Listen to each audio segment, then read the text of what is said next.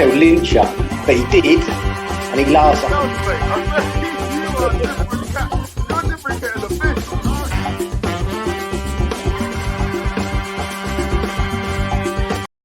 Hi everybody, Russ on the West Ham Network. Hope you're all safe, and whatever you do, give it a like, give it a comment, give it a share, and give it a bloody good subscribe. The weekend is over. We're back Monday morning, Monday afternoon, Monday lunchtime, Monday evening, whatever time you're watching it, and wherever you are in the world. Happy 4th of July for our US cousins. Hope you're having a lovely day off. We have quite a few of them, so it's fair enough to share around a little bit. Monday, so we're going to do a transfer rumour roundup as always. So let's roll those bloody titles.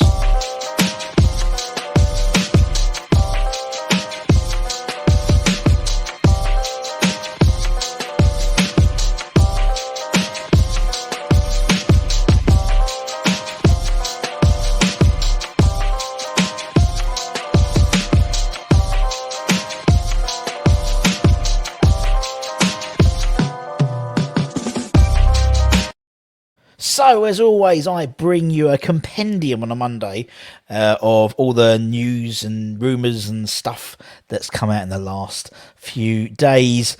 As always, lots of fun, lots of conflicting reports as well. So, obviously, we're not ITKs or anything like that. We just report what's been reported in the media. And so, as I said, we've got 1, 2, 3, 4, 5, 6, 7. 7 today.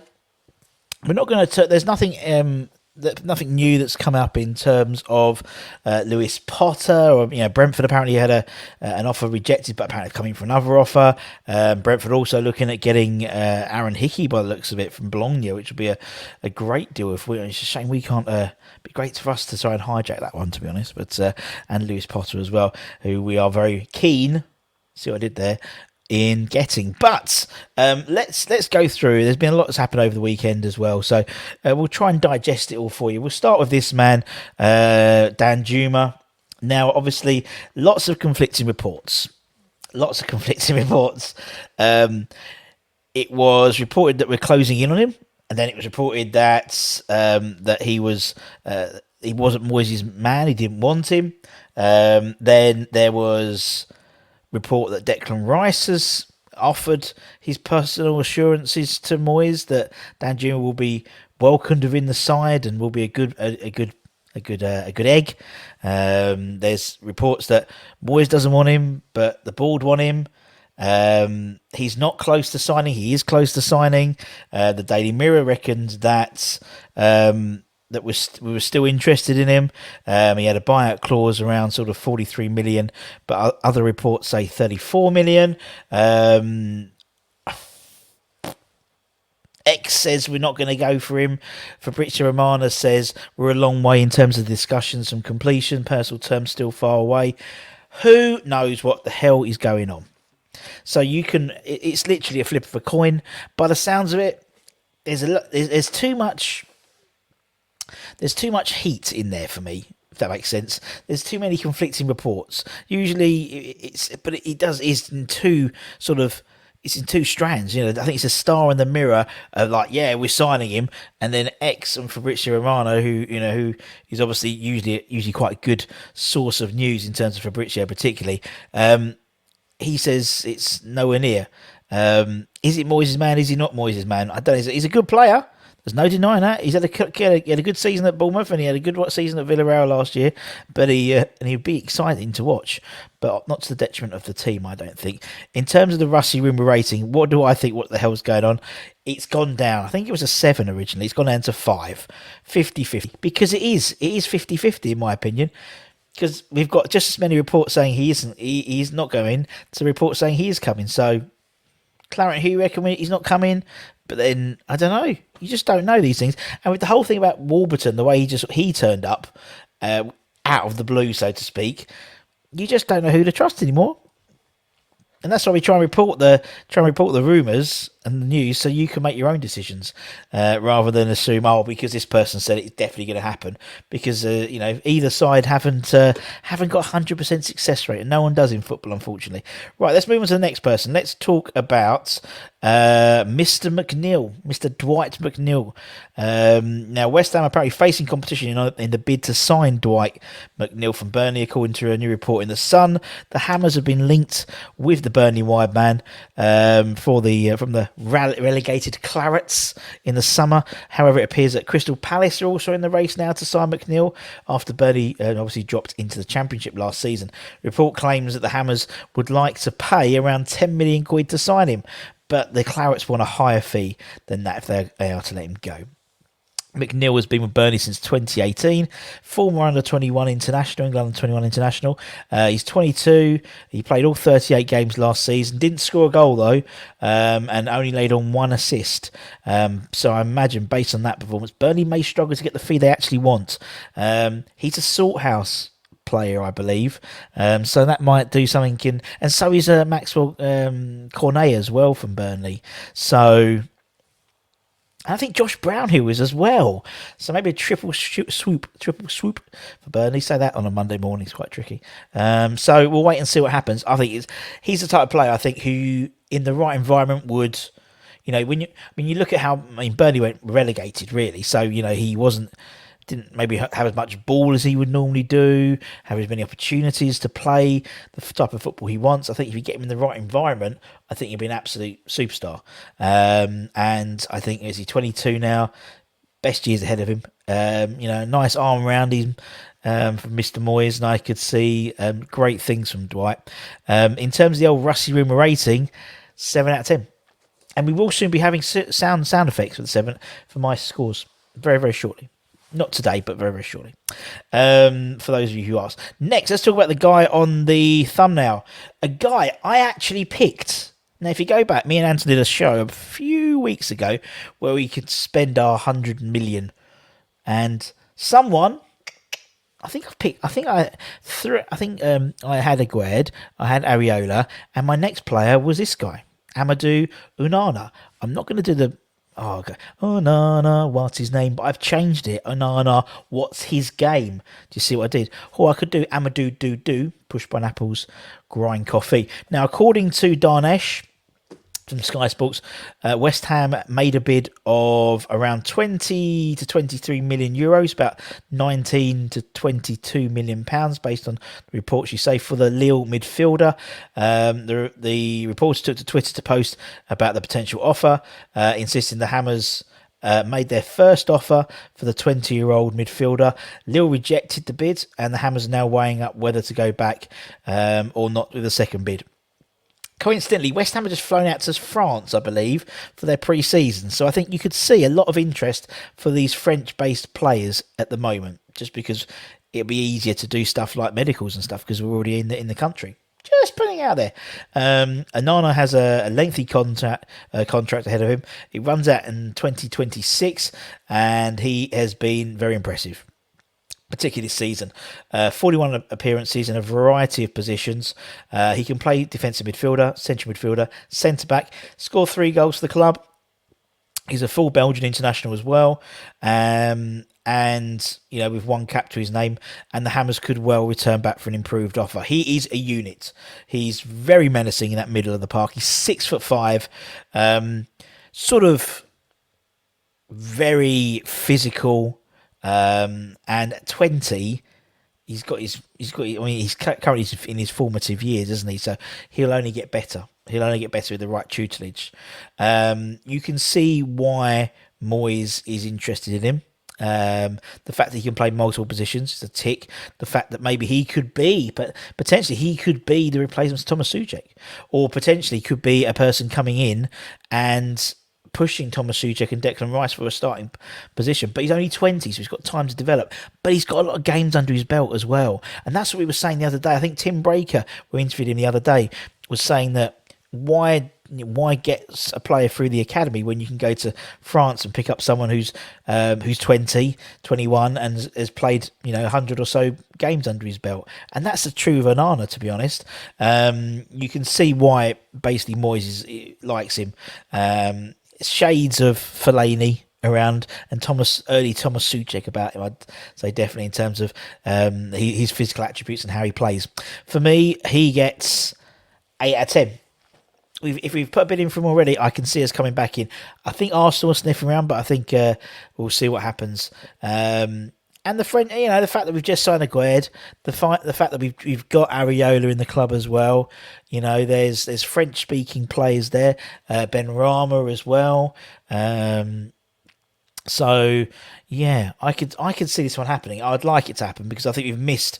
I think ever since Chekiati went, we've missed that big, domineering sort of, we had a whole raft of them, didn't we, really? Particularly, I think, almost from sort of Sam Allardyce onwards, or even before, we had Mark Vivian Foe, and we had these big, domineering, African-based centre midfielders who would just push people out of the way, and then that whole thing with Vivian Foe, God rest his soul. Then they got then there was like the Vieiras and the Torres, and then we had Alex Song, and we had people like Czech Kouyaté, and obviously Czech sort of went a little bit off the rails towards the end, but when he was on it, he was menacing, and I could see ONANA being the absolute brute in the Premier League, and hopefully it will be for West Ham. Right, and another one, at the left back, Pellegrini. According to reports out in Italy, it appears we're obviously closing in on Pellegrini, it seems. According to SpazioJ.it, West Ham are very close to signing a 23-year-old in pole position to secure his signing for Moyes, as they seek an understudy, future replacement for Mr. Cresswell. Obviously, currently now the oldest serving player in terms of games for West Ham, obviously in Premier League, after Mark Noble's. Then now it's Aaron Cresswell is the next one.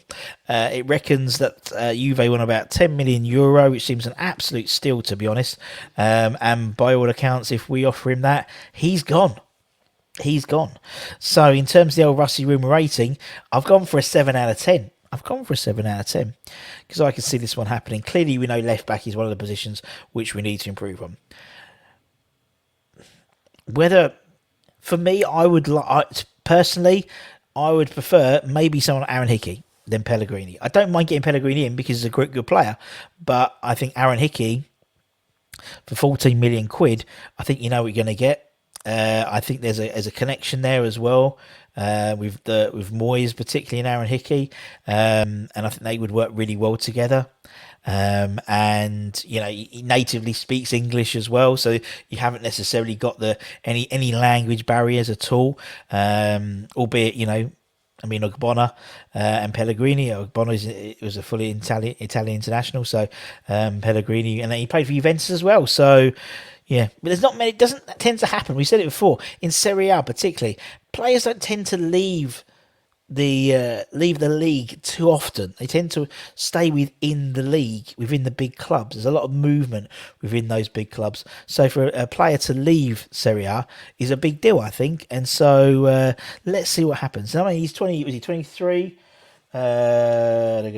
23. So again, many years ahead of him. You got to think. If we've got him, Pellegrini or Hickey, for example, that's your left back for the next 8 years, realistically, unless he leaves. Same as you got Aguerd as well, same as you got Zuma, same as you got Areola for the next 5 years. 4 out of that 5, you've got for the next 5 years at least, unless they get sold or anything else happens to them. And then maybe Ben Johnson on the right, Harris Ashby future as well. So we'll see. We'll see. Moving on, we'll talk about some youth players. Let's talk about this guy, Alex Scott. Not Alex Scott, the England international women's international and BBC presenter, but Alex Scott, the Bristol City wonder kid. He's had a breakthrough season this season. And West Ham are one of several clubs keeping tabs on him. According to Bristol World, the Hammers, along with Tottenham and Leeds, are interested in 18-year-old Starlet, albeit with the Championship club in no rush to sell their playmaker. He's got 3 years left in his current deal. Previous reports have suggested that asking price could be around 10 million quid if the Robins do wish to cash in on him in the summer. That claim of his signature has no doubt just been justified following a standout season this season for the Robins under Nigel Pearson, the current Bristol City manager. The versatile midfielder can play in midfield, but also can play in a wider role if required. In 38 league games for Bristol City, 4 goals and 2 assists. Not bad for an 18-year-old. Not just impressive in attack, though, and this is what I think Moyes would be interested in. He's performed admirably, brilliant in a defensive capacity as well. And he's also had a starring role in the England under-19s in the European Championships. He scored a header in the semi-finals against Italy and featured in all 5 tournament games. And he's only on £2,500 a week as well, which is mental.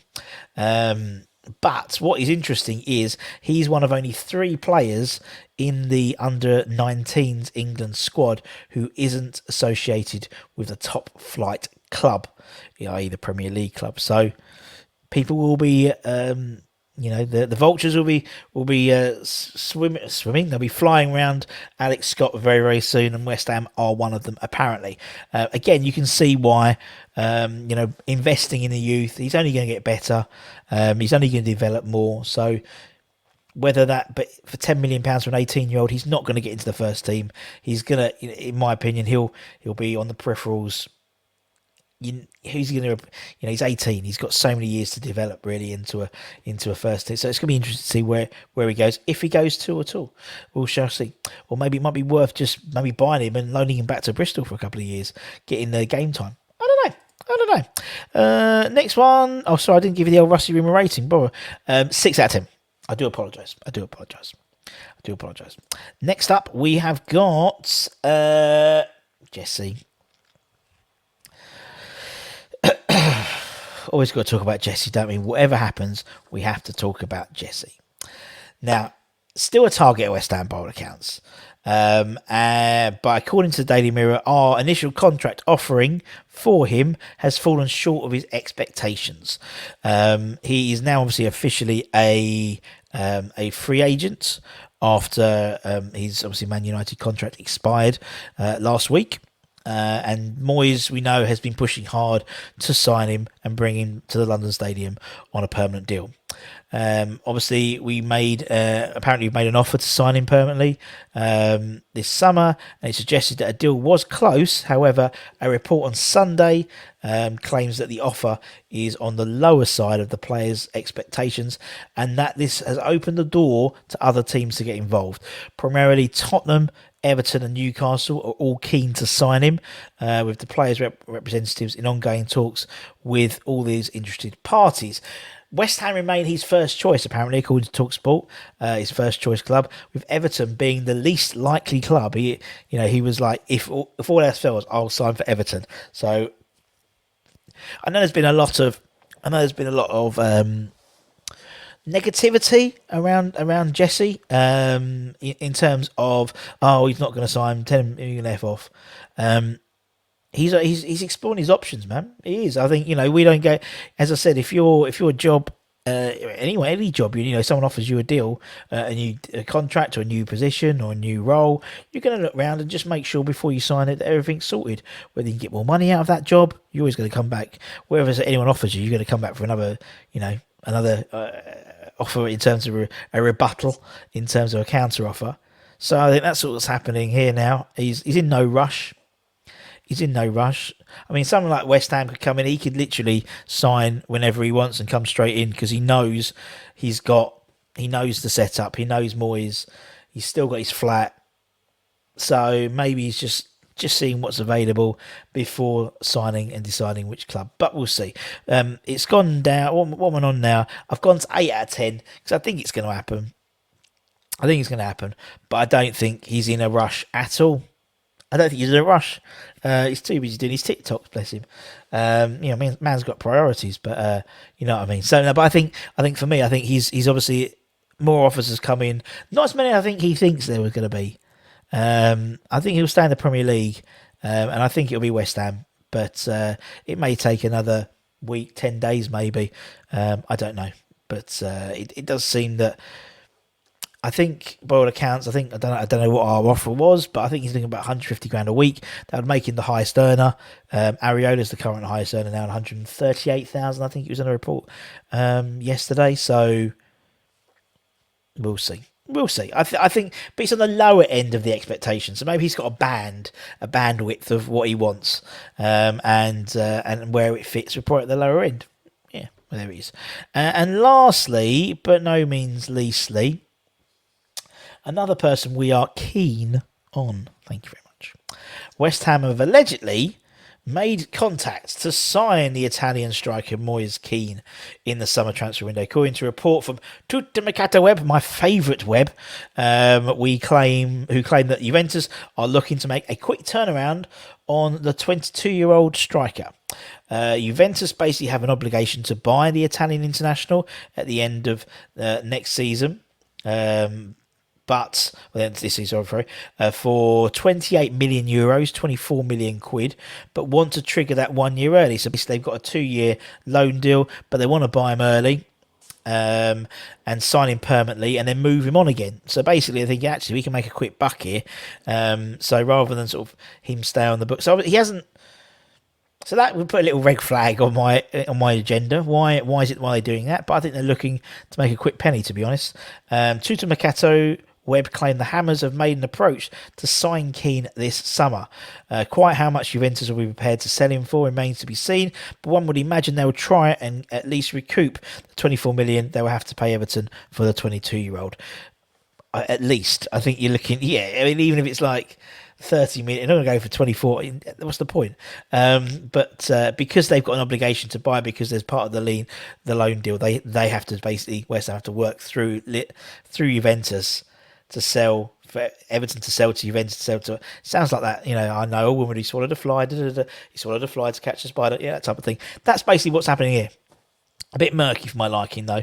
Keane is. He's 22. He is a bit of a powerhouse. You can see the potential there, I think, in terms of Antonio-esque type player. He struggled at Everton, but he has quality. He's quick. He's got pace. And obviously that's tailor-made for someone like West Ham. Look at Antonio. He's not the most technical gifted player, but he's got pace. And he's a bit of a powerhouse. This guy, Keane's a bit of a younger version, in all honesty. I think Moyes could easily. He's been around the houses, Keane. I think he's been at PSG as well on loan. He's been all over the houses. And I think if you settled him down, gave him Moyes' arm around the shoulder, a bit like what we did with Jesse Lingard, I think you could probably see him get a tune out of him.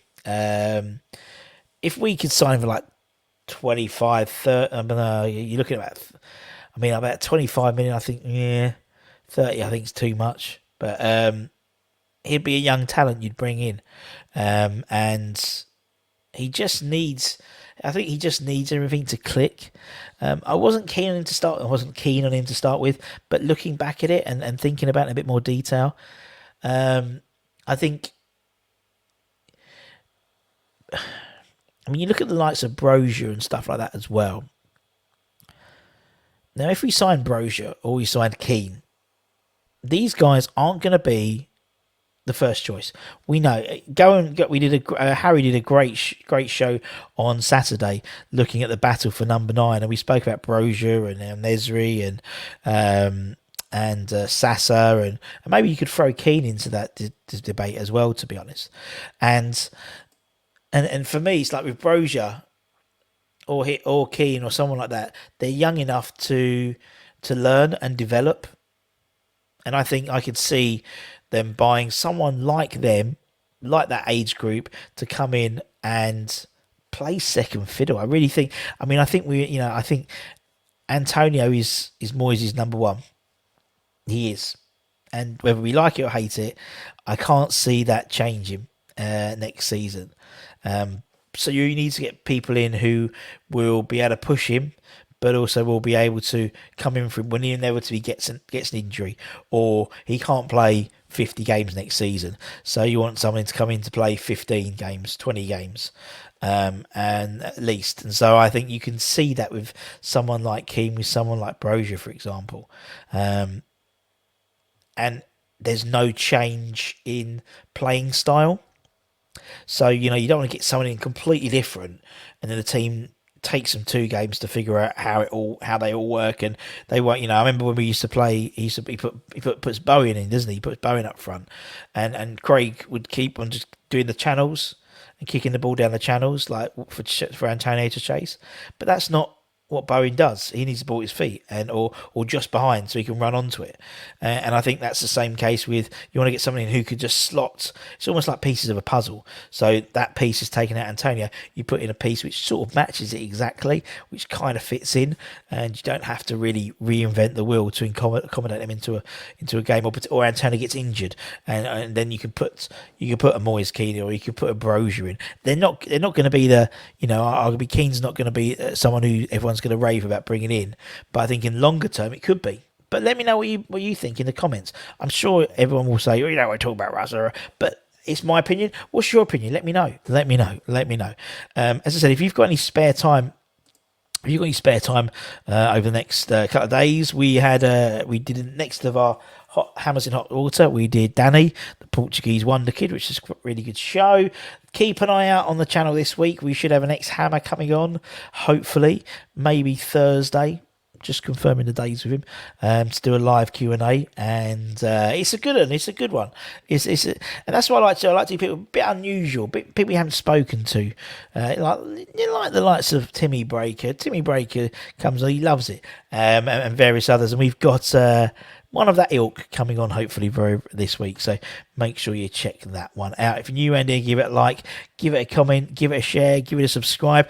If you're down there and you look at this little subscribe button and it's red, it means you're not subscribed. So if you click it, it goes grey. It's really fun. And you hit the bell notification, and then you become notified anytime we put new content on. I'll be back at 5 o'clock tonight with Hammer's headlines, and maybe become a channel member. We like to thank all our channel members at the end of each of our shows, and you automatically get entered into weekly draws, which will be starting this week, as well as monthly memorabilia draws as well. So take care, everyone. Stay safe. Wash those hands. Stay lucky, stay cheeky, stay positive, stay hydrated, keep the faith, and we'll see what the week brings. Take care, my friends. Bye.